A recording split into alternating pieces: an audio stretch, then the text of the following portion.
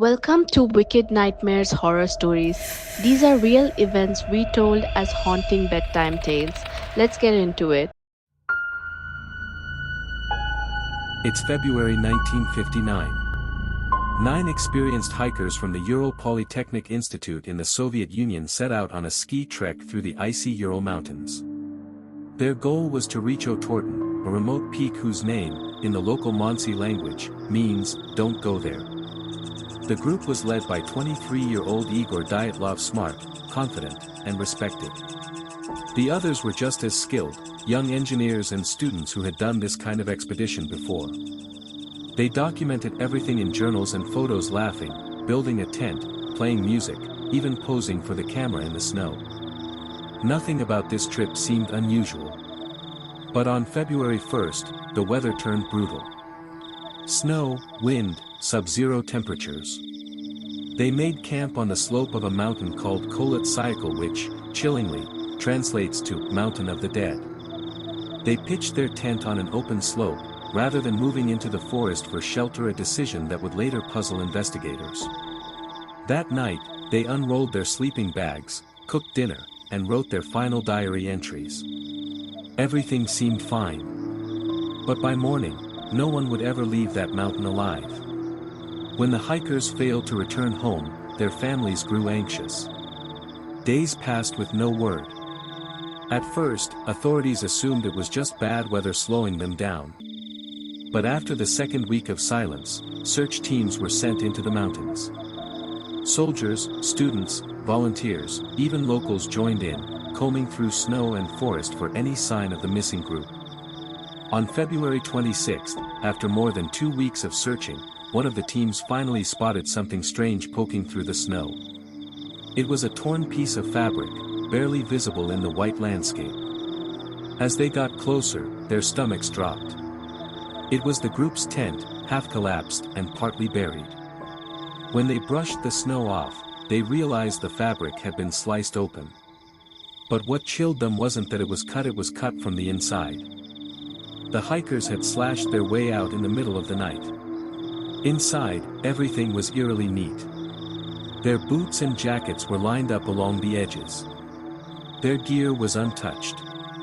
Dinner supplies were laid out, as if they'd been about to eat.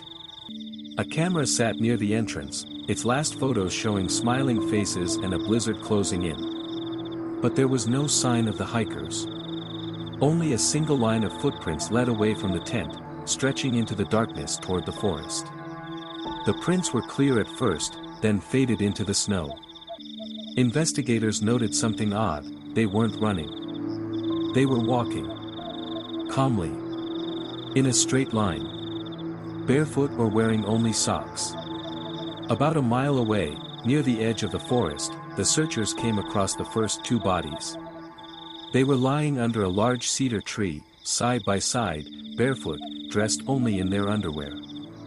The men had tried to light a small fire. The remains were still visible, blackened branches half buried in ice. The bark on the cedar tree was stripped high up, as if one of them had climbed desperately to look for something, maybe the tent, maybe a way out. The rescuers felt the weight of what they were seeing.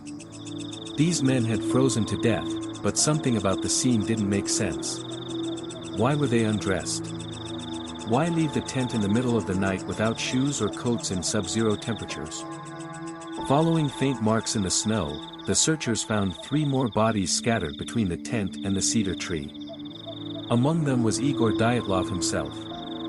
Their positions told a story of desperation. They were crawling, dragging themselves through the snow, as if trying to get back to their tent. Their hands were frozen into the ice. Their faces were turned toward the slope. They had died just a few hundred meters from shelter. At first, investigators concluded they must have died from exposure. It was tragic but plausible. Maybe an avalanche scared them out of the tent. Maybe they got disoriented in the dark. But then, the rescue teams noticed something that didn't fit the avalanche theory. The tent wasn't buried by heavy snow. Their gear was still in place. There were no signs of a collapse or panic. For weeks, no one knew what had happened to the remaining 4 hikers. Then, when the snow began to melt in May, the mountain revealed its final secret. Farther down the slope, deep inside a ravine, rescuers uncovered a den-like shelter covered in snow. Inside were the last 4 bodies. And this was where the story turned from tragic to terrifying. The condition of these hikers was unlike anything the searchers had ever seen. 2 of them had massive chest fractures, so severe that a medical examiner later compared them to injuries from a car crash. Another had a crushed skull. But there were no external wounds. No bruises, no cuts, nothing that could explain how their bones had been shattered. And one woman, Ludmila Dubinina, was missing her tongue and eyes. Her face was partially decomposed, her skin an unusual orange color. Her hands were clenched tightly into fists. The 4 in the ravine were better dressed than the others, wearing clothes taken from their fallen friends. Some garments tested positive for radiation. No one could explain where it came from. What could cause such injuries, such panic, such chaos in the middle of the night? What drove 9 experienced hikers to tear open their tent and flee into a blizzard barefoot? The search team stood in silence, staring at the bodies, the destroyed tent, and the endless white wilderness stretching in every direction. It was as if the mountain itself had swallowed them, twisted them, and then spit them back out in pieces. And yet, no one could find a single clear cause. No footprints of another person. No signs of an animal attack. No evidence of a fight. Just 9 people, intelligent, experienced, disciplined, dead in the most inexplicable way imaginable. It was no longer a hiking accident. It was a mystery that would haunt everyone who stepped foot on that mountain. 2 months after the first bodies were found, the mountain began to thaw. The snow that had hidden so many secrets was melting, revealing what was left behind. One morning, a search team combing through a ravine deeper in the forest saw something dark peeking through the ice. At first, they thought it was a branch. Then one of them brushed it off and froze. It was a hand. They called for help, and within hours, the rest of the team arrived. They dug carefully, using shovels and their hands, until the shapes of 4 bodies emerged. These were the missing hikers, the last of the group. But what the rescuers saw next would haunt them for the rest of their lives. These weren't just victims of the cold. Something had happened to them. Something violent. One of the women, Ludmila Dubinina, was missing her tongue, both eyes, and part of her lips. Her head was tilted back, mouth open as if mid-scream. Her hands were clenched tight against her chest. Her skin had turned a deep orange color, almost like rust. Another man, Nikolai Thibault-Brignoles, had a crushed skull, the kind of injury a doctor would normally only see in a high-speed car accident. Yet there was no bruising or cut on his scalp. It looked as if his head had been hit by an invisible hammer. 2 more, Zolotaryov and Kolevatov, had severe chest fractures. Their ribs were broken inward, as though an immense pressure had slammed against them. The medical examiner later said the force required would have been comparable to that of an explosion. But their skin wasn't torn. No external damage. Just broken from the inside out. And as strange as that was, the next discovery made it even worse. The clothing they were wearing, jackets, sweaters, scraps taken from their dead friends, tested positive for radiation. Not traces of dirt or soil or chemicals, but actual radioactive particles. There was no reason for it. None of them worked in nuclear facilities. None had been near known radioactive areas. When the news reached Moscow, the investigation was abruptly shut down.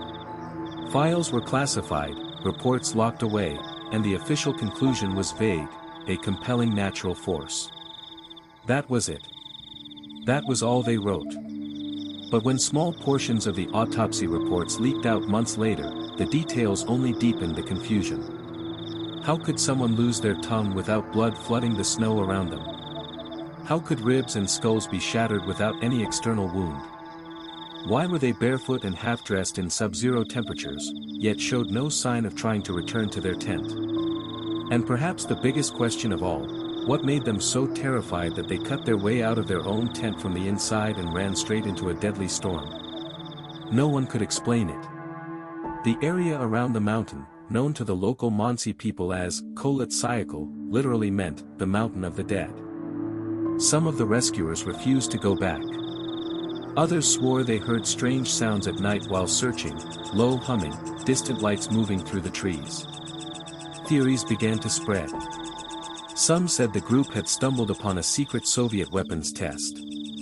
Maybe they'd seen something they weren't supposed to see, like experimental mines or parachute flares, and the explosion or radiation caused their injuries.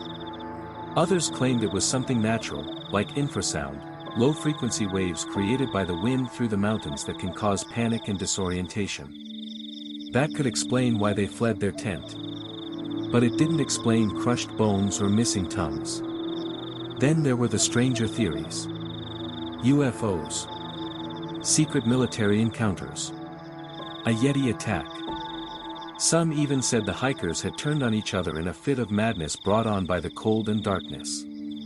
But there was no evidence of a fight, no weapon marks, no defensive wound. Whatever happened that night on February 1, 1959, it left 9 people dead in one of the most mysterious and terrifying cases in modern history. Over 60 years later, even with new investigations and advanced technology, the Dyatlov Pass incident remains unsolved. Scientists have proposed avalanche models, wind simulations, and forensic analyses. Each time, some details make sense, but others fall apart. There's always something that refuses to fit. The tent cut open from the inside. The calm footprints leading away. The radiation. The orange skin. The missing eyes and tongue. The broken bones without trauma. Every detail feels like a clue, but none of them connect. And maybe that's the most chilling part. Because whatever happened that night, whatever those hikers saw or heard that made them tear through their tent and run barefoot into a snowstorm, they took the answer with them into the dark. Theories began spreading like wildfire. In Russia, word travels fast, especially when the government refuses to talk. The first explanation that circulated was simple: an avalanche. It made sense on paper. A sudden wall of snow crushes the tent, the hikers panic, cut their way out, and flee half-dressed into the cold. But when experts examined the site, that theory fell apart. The slope above the tent was barely 23 degrees, far too shallow for a traditional avalanche. And when rescuers arrived weeks later, the tent was still standing, half buried but not destroyed. The skis supporting it were upright. The cooking stove inside hadn't even been lit. If it was an avalanche, it was the most polite one in history. Then came the second theory, one that hit closer to the truth for many people at the time. A Soviet weapons test. The Ural Mountains were remote, unpopulated, and often used for military experiments. Some speculated the hikers had wandered into a restricted zone. Maybe they saw parachute mines being dropped from aircraft, or some kind of experimental ordnance being tested in the night sky. There were burns on a few of the bodies. Strange metallic traces. Radiation on their clothes. And in one of the hikers' journals, an entry mentioned glowing orbs seen above the mountains days before the incident. When the film rolls from their cameras were developed, several frames showed blurred lights, bright, round shapes hovering in the distance. That gave rise to another theory entirely. UFOs. Reports from nearby villages described glowing orange spheres drifting silently in the sky on the same night the hikers vanished. Even soldiers stationed miles away claimed to have seen unidentified lights. Some believers thought the group might have witnessed something they shouldn't have, maybe even made contact.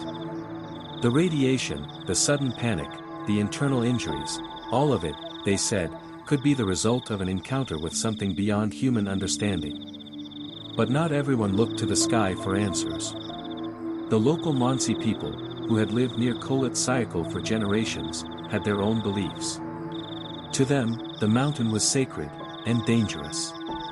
Its name literally meant, the mountain of the dead. Long before the hikers ever set up camp, the Monsi warned outsiders not to go there. They said the land was watched by spirits that punished those who disrespected it. When investigators interviewed the Monsi elders, some insisted that the hikers had angered the spirits. That their deaths were not an accident, but a kind of retribution. At first, Soviet officials dismissed this as folklore, superstition. But even some rescuers, after seeing the state of the bodies, weren't so sure. They spoke of strange lights over the forest during the search. Of odd sounds at night, like low humming, with no clear source. One man said he found animal tracks that began in the snow and ended abruptly, as if the creature had vanished. And then there was the most unsettling theory of all.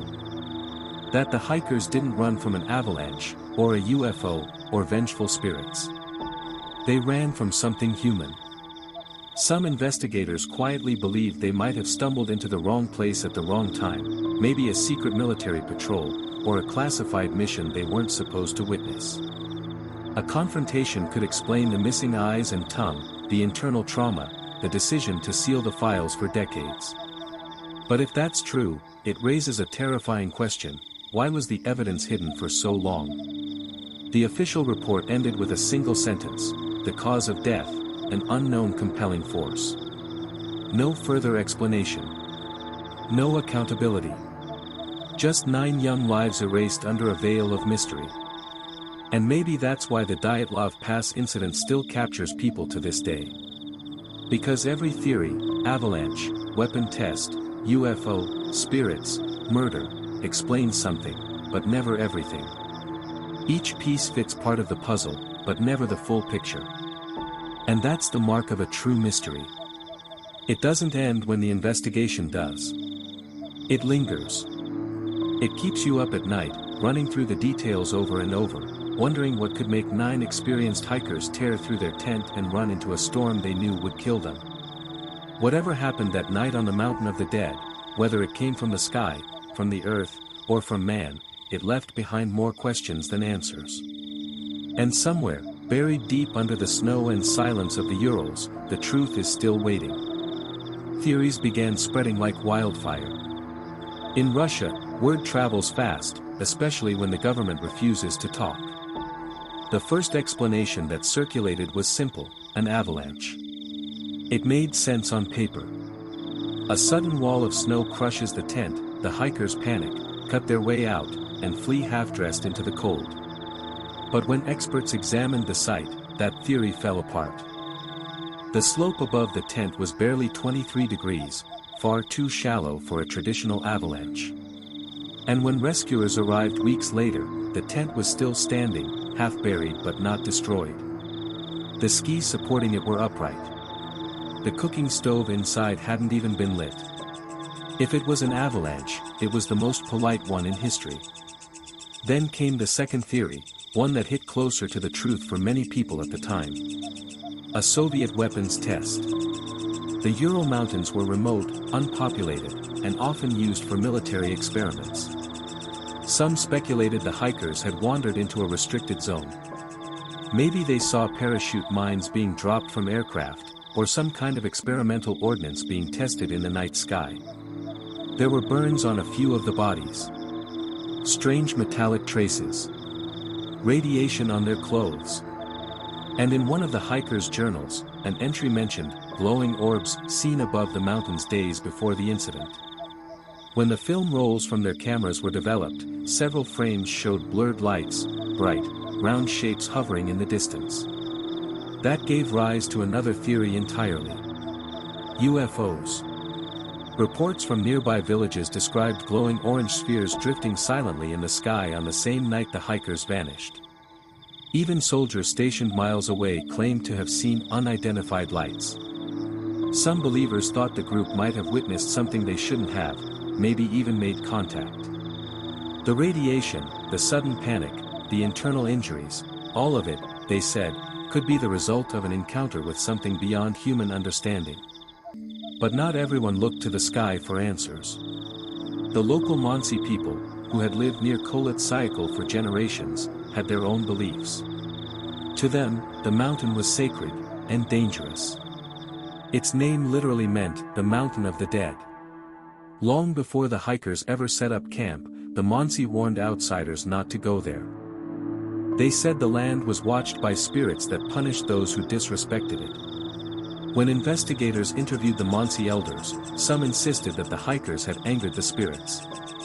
That their deaths were not an accident, but a kind of retribution. At first, Soviet officials dismissed this as folklore, superstition. But even some rescuers, after seeing the state of the bodies, weren't so sure. They spoke of strange lights over the forest during the search. Of odd sounds at night, like low humming, with no clear source. One man said he found animal tracks that began in the snow and ended abruptly, as if the creature had vanished mid-step. And then there was the most unsettling theory of all. That the hikers didn't run from an avalanche, or a UFO, or vengeful spirits. They ran from something human. Some investigators quietly believed they might have stumbled into the wrong place at the wrong time, maybe a secret military patrol, or a classified mission they weren't supposed to witness. A confrontation could explain the missing eyes and tongue, the internal trauma, the decision to seal the files for decades. But if that's true, it raises a terrifying question: why was the evidence hidden for so long? The official report ended with a single sentence: the cause of death, an unknown compelling force. No further explanation. No accountability. Just 9 young lives erased under a veil of mystery. And maybe that's why the Dyatlov Pass incident still captures people to this day. Because every theory, avalanche, weapon test, UFO, spirits, murder, explains something, but never everything. Each piece fits part of the puzzle, but never the full picture. And that's the mark of a true mystery. It doesn't end when the investigation does. It lingers. It keeps you up at night, running through the details over and over, wondering what could make 9 experienced hikers tear through their tent and run into a storm they knew would kill them. Whatever happened that night on the Mountain of the Dead, whether it came from the sky, from the earth, or from man. And somewhere, buried deep under the snow and silence of the Urals, the truth is still waiting. For decades, the Dyatlov Pass incident sat like an open wound in Russian history.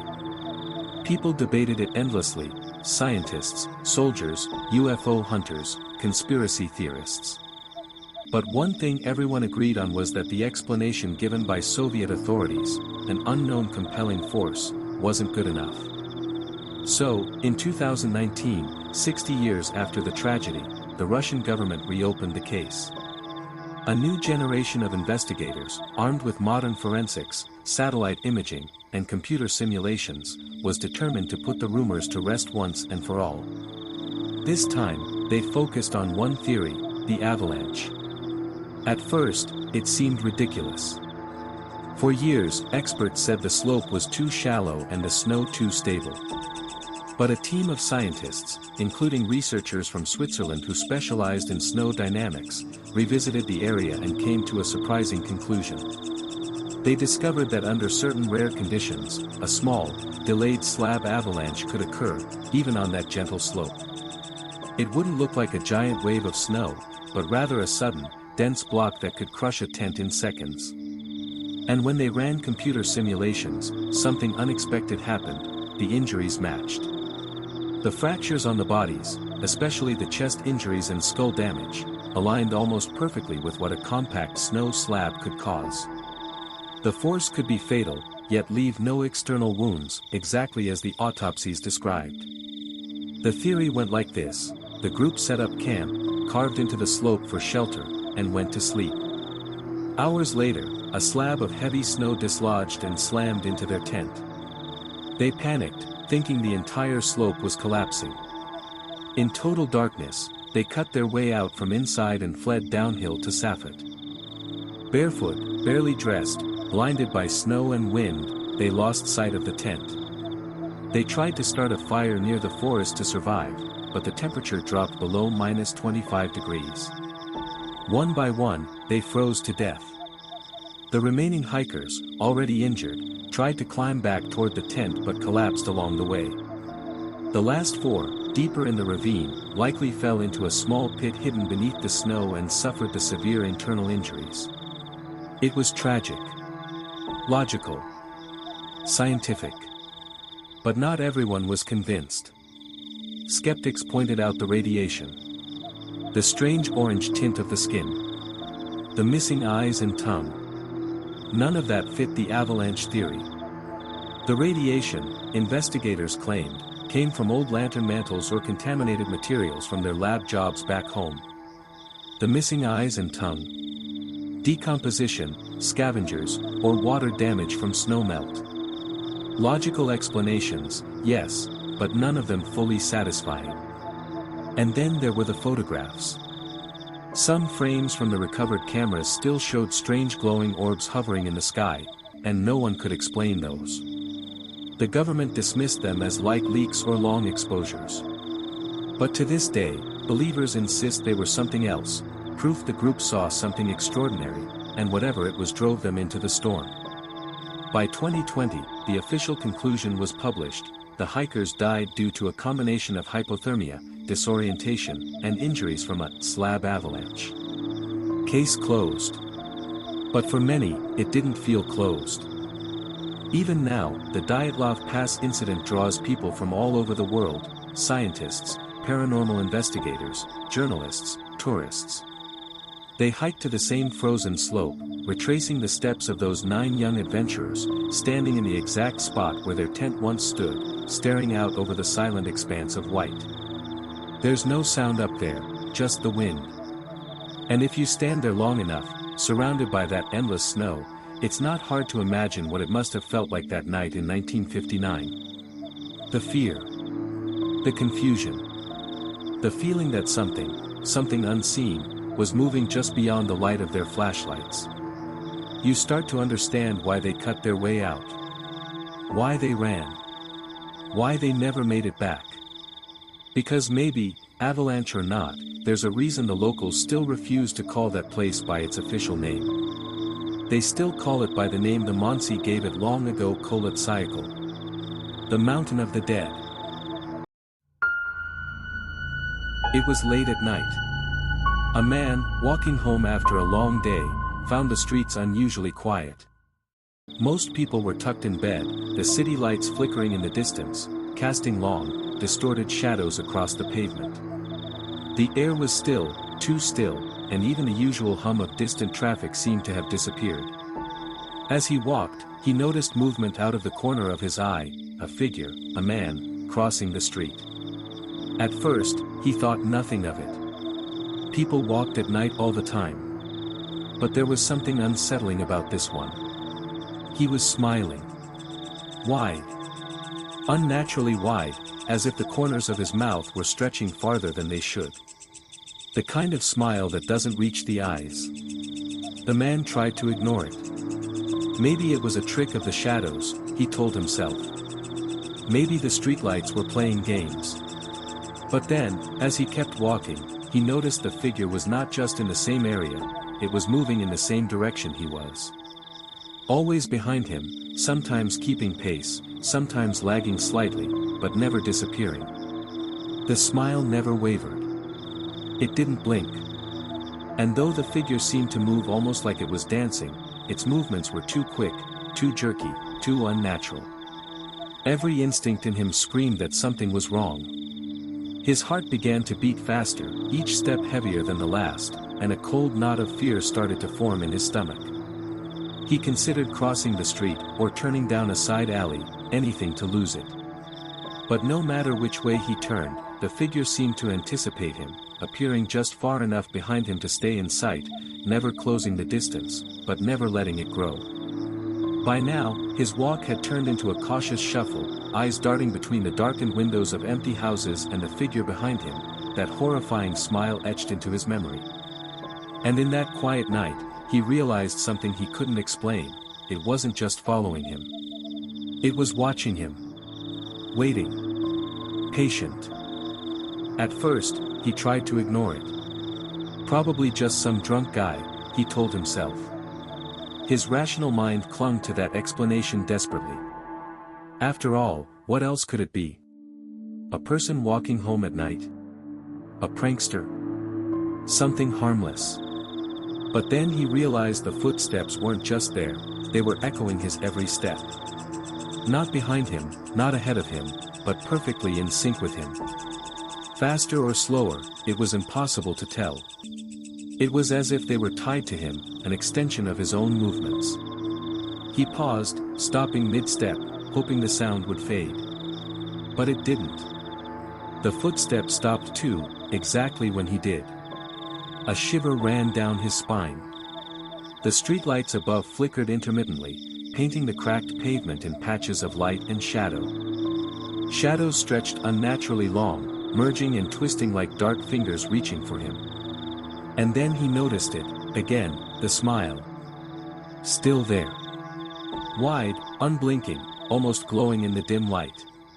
He forced himself to keep moving. Walk faster. Walk slower. Change direction. Nothing mattered. No matter what he did, the figure adapted. The way it moved didn't make sense. At times, it seemed to glide, smooth and fluid, almost weightless. Other times, it jerked, twitching in sudden, unnatural bursts, like a puppet with its strings pulled too tightly. The human mind tries to rationalize things like this.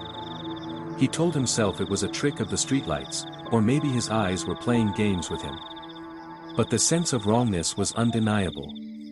The air itself seemed different around the figure, heavy, almost charged with static, like some invisible presence pressing down on him. He could feel it before he saw it, a creeping sensation crawling along his skin, starting at the nape of his neck and slithering down his spine. Fear, pure and primal, gripped him. Something about this wasn't human. Something about that smile wasn't human. It wasn't alive in any way he recognized. He started testing it. ESP. The figure sped up. He darted down a side street. The figure darted with him, sometimes appearing to bend impossibly around corners, moving faster than it should have been able to. His rational brain screamed it couldn't be real. His gut screamed it was. The noises began to change too. Not just the footsteps. Other sounds, soft, deliberate, impossible to locate, seemed to follow. A scrape on the pavement, the rustle of leaves, a faint whisper of movement just beyond his vision. Each time he dared to look directly at the figure, the smile was there. Wider. More fixed. Inhuman. And yet, it never moved its eyes. Those empty, unblinking eyes held him in place. He tried to scream. Words died in his throat. His pulse hammered in his ears. Sweat slicked his hands and neck. Every instinct told him to run, yet his legs felt leaden, trapped under the weight of fear. And then, just when he thought he couldn't take it anymore, the figure stopped. It stood there in the middle of the street, still, perfectly still, as if it had always been there, waiting. But the smile remained. Unchanging. Eternal. Mocking. And in that frozen moment, he realized something worse than fear, something he couldn't articulate. It wasn't waiting for him. It wasn't after him. It wasn't even aware of him at all. It existed for itself. And whatever it was happy. Every rational thought collapsed. The world contracted to the sound of his own ragged breathing, the beat of his heart, and the impossibly wide, unblinking smile that seemed to pierce into his mind. For the first time, he understood why people describe encounters like this as unreal. Because nothing in the world could have prepared him for this.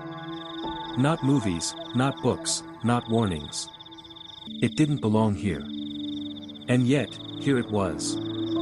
And then, as if noticing him for the first time, the figure took a step forward. One step. Slow. Deliberate. And the world shifted in that moment. The air felt thick, heavier, almost alive. Shadows stretched toward him like fingers, and the quiet night became loud with the impossible sound of that single, measured step. It wasn't fast, but it was enough. Enough to tell him that escape wasn't guaranteed. Enough to make him realize that he had just stumbled into something that didn't care about the rules of the world he knew. Something older. Something patient. Something, smiling. He broke into a jog, then a run, each step pounding against the cracked pavement. His breathing came in sharp bursts, hot and ragged in the cold night air. Every instinct screamed, "Get inside. Hide. Don't look back." But the figure wasn't far behind. It kept pace effortlessly, moving in that same jerky, unnatural way, sometimes gliding, sometimes twitching, but always keeping its distance just right to terrify without touching. And that smile, it was still there, unwavering, mocking, impossible. He tried looking over his shoulder, just a quick glance. Big mistake. The moment he did, the smile felt closer, larger somehow, like it was expanding in his mind. He almost stumbled backward, tripping over a cracked sidewalk slab. Corners became a desperate strategy. He darted left, then right, hoping to confuse it. Each time, it followed, anticipating him as if it could read his thoughts. He didn't understand how. No human could move like that. No human could vanish from sight, only to reappear closer in a way that made no sense. He began to hear other things now, subtle at first. The scrape of shoes against concrete that didn't match his own. A soft whisper of movement just behind a fence, or a shadow flickering across a wall. It was as if the night itself had been corrupted, made alive by this one figure. Panic clawed higher. He ran faster, dodging parked cars and trash bins. Every streetlight flickered, casting erratic shadows that seemed to stretch toward him, almost reaching out. And then, the sound changed, soft, deliberate, measured footsteps, but irregular. They would slow, then quicken, then pause, always in time with his fear. He tried screaming. Nothing came out. His mouth moved, air passed, but the sound was swallowed by the quiet night. He was alone. Completely, terrifyingly alone, except for the figure that pursued him, patient, relentless, smiling. At one point, he risked turning a corner and peeking around it. That's when he saw it more clearly than ever. The smiling man wasn't tall. He wasn't thin. He wasn't normal. He was wrong. His limbs moved in impossible angles, elbows and knees bending like they shouldn't, arms swinging in staccato jerks that made his head spin. And that smile. Wide, fixed, teeth glinting faintly under the dim streetlights. The man stumbled, nearly falling. Every rational thought screamed to flee, to find safety. But where?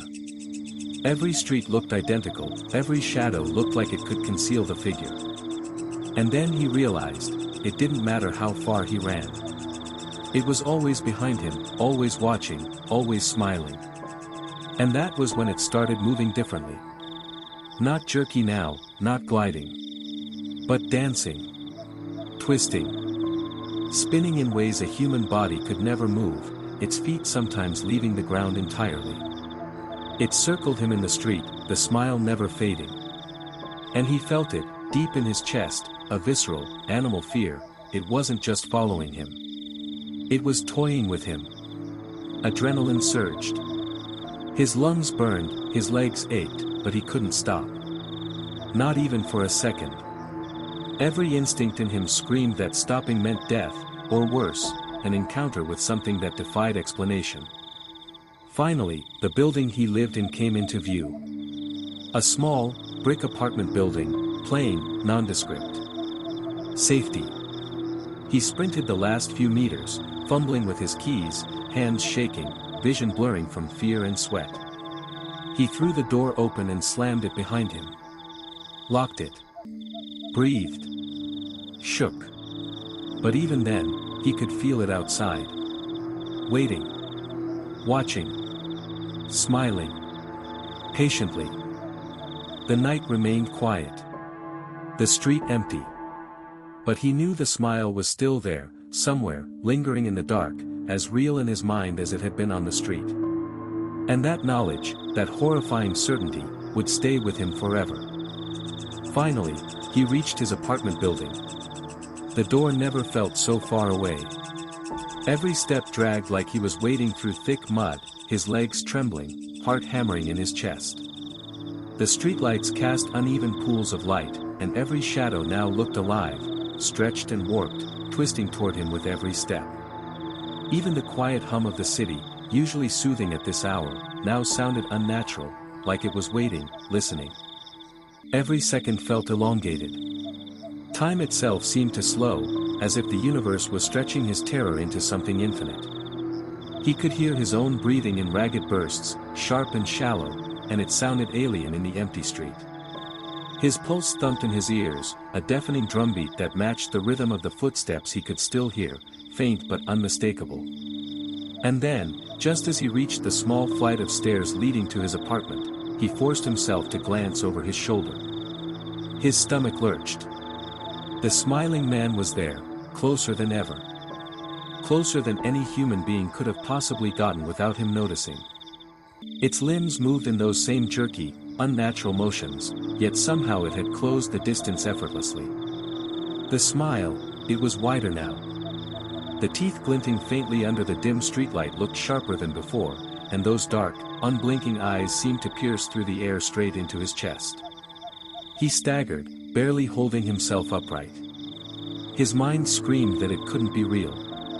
It had to be a hallucination, some trick of the exhaustion and fear. But every instinct in his body, the way his skin crawled, the cold sweat coating his temples, the nausea twisting in his gut, told him it was. He lunged at the door, fumbling with the keys, hands shaking violently. It took him 3 tries before the lock clicked. The moment he threw the door open, he slammed it shut behind him and locked it again, his entire body trembling, pressed against the wood like if he let go, it would all be over. For a few seconds, the building was silent. The normal sounds of the night, the distant hum of traffic, the soft rustle of leaves, returned, but they felt alien now, intrusive, as if they were reminders of a world that had nothing to do with him anymore. His mind refused to relax. He leaned against the door, gasping, chest heaving. His hands shook uncontrollably. And even inside the safety of 4 walls, he could feel it. That presence. Outside. Watching. Waiting. Patient. That smile, the wide, impossible smile, was etched into his memory, burned into the corners of his vision. He closed his eyes and imagined it there, standing in the shadows, unmoving, as if it had always been there. Minutes passed, maybe hours. Time had lost all meaning. Every creak of the apartment, the soft hum of the refrigerator, the tick of a distant clock, made him jump. Shadows cast by his own furniture seemed to stretch unnaturally, and he couldn't stop glancing toward the window. Eventually, he tried to rationalize it. It was gone. He was safe. He could convince himself that the world outside the door had returned to normal. But deep down, he knew the truth. Some part of him would always feel the eyes on him, the twisted, inhuman grin, the unnatural motion of something that shouldn't exist in the world he knew. Sleep didn't come that night. Nor the next. And sometimes, late at night, when the street outside was silent and the shadows long, he swore he could hear the faintest shuffle, the whisper of movement, a soft, impossible footstep on the pavement. And he knew, without a doubt, that if he ever stepped outside alone again, the smile would be waiting. It didn't care about him. It didn't need him. It existed to exist. And the memory of it, the horror of it, would never leave. He never saw the smiling man again. Not on the street, not in shadows, not in reflections. Yet the encounter stayed with him in a way nothing else ever had. The memory wouldn't fade. The way it moved, the smile that didn't belong to a human face, the sense that it existed outside of time and logic, he couldn't deny it. Even if it had been a hallucination, it left an indelible mark on his mind. He became hyper-aware at night. The shuffle of leaves, the distant hum of traffic, even the creak of his own floorboard set his chest racing. Every shadow felt like it could hide that impossible smile. Friends noticed changes. He avoided walking alone, avoided the night. He didn't laugh the same, didn't trust the world the same. No matter what he did, the feeling of being watched lingered. Sometimes, when he was alone, he could still feel it, not physically, but like it existed just beyond perception, patient, waiting, satisfied simply with having left its mark. He never told anyone. People would have laughed, called him crazy. And maybe part of him was. But he knew what he saw. Late at night, when the city sleeps and shadows stretch long, he swears he can feel that smile in the darkness. Some things don't leave when you lock the door. Some things follow. Some things watch. The smiling man didn't need a reason. It just existed. That was another real bedtime story from Wicked Nightmares Horror Stories. Make sure you subscribe so you don't miss what comes next.